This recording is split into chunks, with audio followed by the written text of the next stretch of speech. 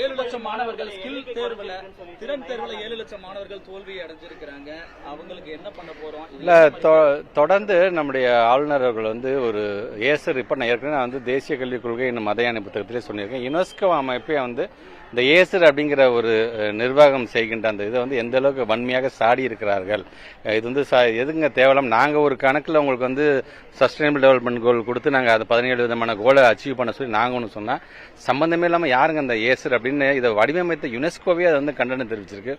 திருப்பி அந்த ஏசர் ரிப்போர்ட்டே கையில் பிடிச்சிக்கிட்டு அவர் பேசுறது அப்படிங்கிறது நான் ஏற்கனவே நேற்றே அதுக்கான ஒரு அறிக்கையும் விட்டுருக்கேன். நானும் தமிழ்நாட்டில் இருக்கேன், தமிழ்நாட்டை சார்ந்திருக்கின்ற ஆளுநருங்கிறத காமிச்சுக்கிறதுக்காக அடிக்கடி இந்த மாதிரி நீங்கள் சொல்றதுங்கிறது மன ரீதியாக எங்களுடைய பிள்ளைகளையும் எங்களுடைய ஆசிரியர் பெருமக்களையும் நீங்கள் வந்து இழிவுபடுத்துவதாக, அவங்களை வந்து ஒரு இன்ஃபீரியராக நீங்கள் திங்க் பண்ண வைக்கிற மாதிரி நீங்கள் நினைக்கிறீங்க. நீங்கள் குறிப்பாக உங்களுடைய அறிக்கையில் பார்த்தீங்கன்னா மற்ற மாநிலங்கள்லாம் பொறாமைப்படுகின்ற அளவுக்கு நம்முடைய கல்வியுடைய இன்ஃப்ராஸ்ட்ரக்சர் இருக்குன்னு சொல்லிட்டு அதுமாதிரி உள்பிரிவுன்னு வரும்பொழுது நம்மளை வந்து மிகவும் தரைக்குறைவாக சொல்லுகின்ற விதத்தை நீங்கள் வந்து ஆளுநர் நீங்கள் செஞ்சுட்டு இருக்கிறீங்க.